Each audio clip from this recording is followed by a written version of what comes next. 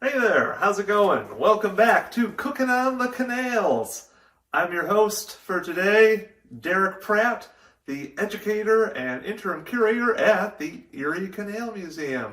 Thanks for joining us today for this great new episode in our series, which is now part of the great, the excellent, the awesome Erie Eats, Erie Canal Foodways Project, where we're looking at everything to do with the Erie Canal and food. And thank you to the Erie Canalway National Heritage Corridor for the funding to make this project possible.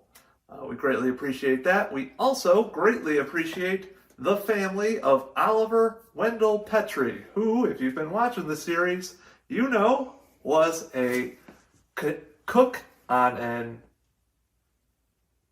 oil barge on the modern day barge canal in the 1930s, and his family was gracious enough to have donated his cookbook and many other artifacts of his. So we are recreating one of those great recipes that Oliver made on board a canal boat all those years ago. What are we making today, you may ask? Great question, and here's your answer. We're making English crown stew. That's right. Some stew, perfect for the long winter months that we're in right now. We just got done with a horrible blizzard. I don't know if blizzard's the correct term. I'm not a meteorologist. Unlike Al Roker, who went to school in Oswego, New York, which is also where Oliver Petrie's from. Al's not from Oswego. Anyway, I digress. Let's talk about stew, shall we?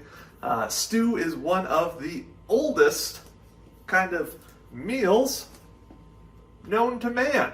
Why? Because stew's pretty easy. You take some meat, throw it in a pot, add some broth, maybe some potatoes, and baby, you got a stew going. Some of you got that reference. Stew's easy to make, always has been. You don't need a ton to make it, and stew was prevalent, no doubt, all along the history of the canal. We know from various oral histories that we have that the average family kind of living on a canal boat would have been eating these very traditional, not too fancy meals like stew. So the recipe you're going to be getting today, very authentic canal dish. Well, it's obviously a very authentic canal dish. It's a canal boat cook's recipe.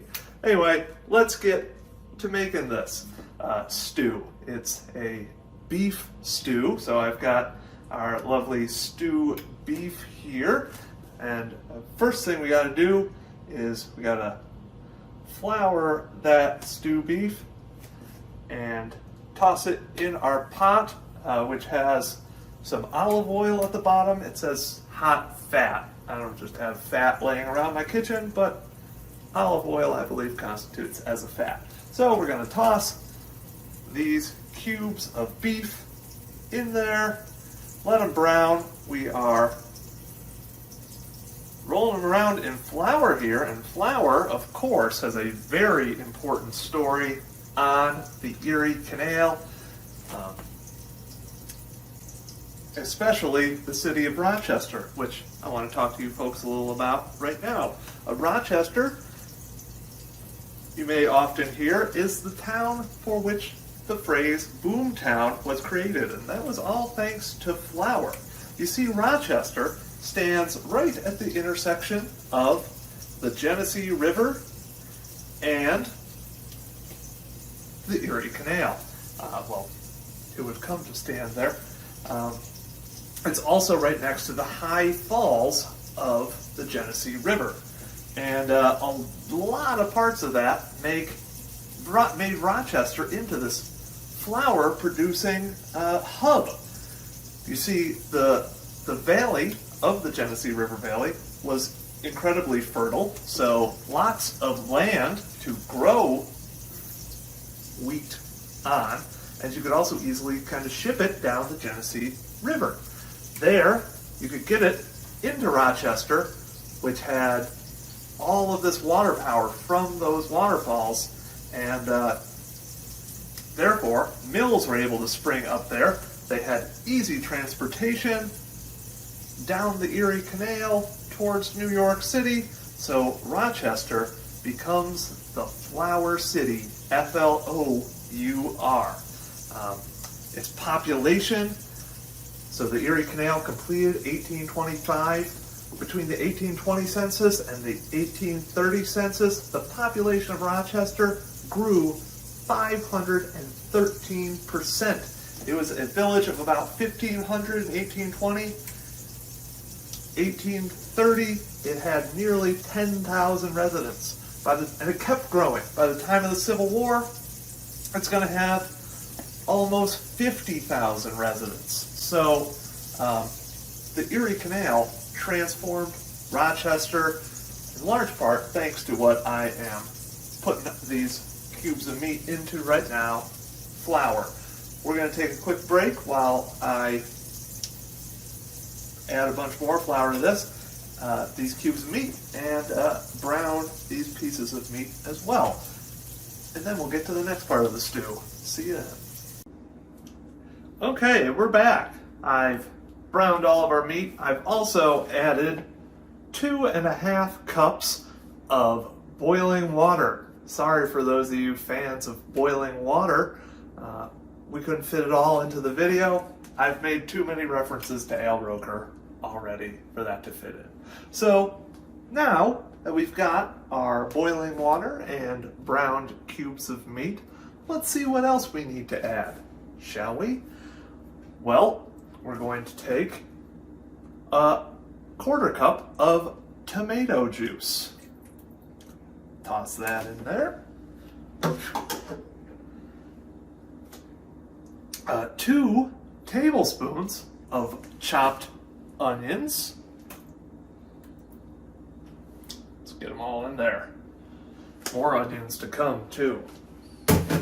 One of the great canal towns, Canastota, famous for its onions, but I digress. Let's see, we're gonna throw in a 1/2 teaspoon of Worcestershire sauce. Worcestershire sauce? It's Worcestershire sauce. Ha.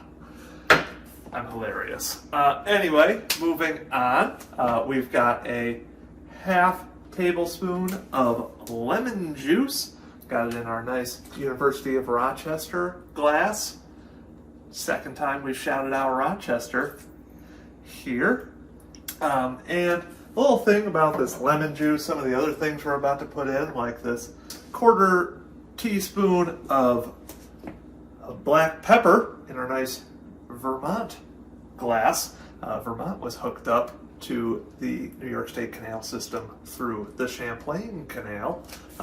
Things like the lemon juice, the black pepper, this 1 teaspoon of sugar,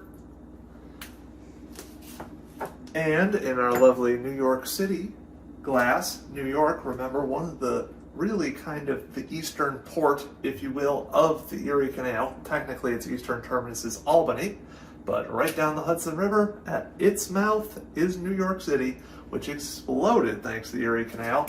In it we have a 1/4 teaspoon of paprika, all of these kind of exotic spices and other things from around the world. We've got lemon juice, a citrus fruit, not native to New York. Paprika, its spices, well, peppers that make it, native to North America, but again, not New York. Sugar, pepper, those sorts of things. They were able, thanks to the Erie Canal, to finally be transported up here to upstate New York much more easily. So had to revolutionize people's palates along the Erie Canal corridor. So think about that next time you're putting pepper in your stew for instance. But anyway, moving on. Here's the thing that Syracuseans know well in our Syracuse glass, of course. It is 1.5 teaspoons of salt. Salt is, of course, what made Syracuse what it is. It's the Salt City, often known as, and it's got a story similar to Rochester, except Syracuse had those salt fields, the salt brine underground, which it was able to harvest, and obviously you need salt to preserve your food. If you want to know more about preserving food with salt, check out our cod cakes video. Anyway, one of our final ingredients here. This is a half clove of garlic. It's in my Letchworth State Park glass. Shout out to the Genesee River again. Actually, the Genesee River Canal ran through what is now Letchworth State Park, that gorge. It's incredible. We'll try to put a picture up here. It was a not particularly successful canal, but it helped to get access to those farms, the lumber, and everything else along the Genesee Valley, which we've talked about a little already. Need to make sure my spoon doesn't fall into the stew. And finally, one of everyone's favorite kind of old-timey measurement, we've got a dash of allspice. So hopefully I get my dash correct. Okay, that's a heavy dash, but that's what you need. You've got your stew here. It's been brought to a boil, and now you're going to let it simmer for 2 whole hours. And I will catch you in 2 hours. All right, here we are, 2 hours in the future.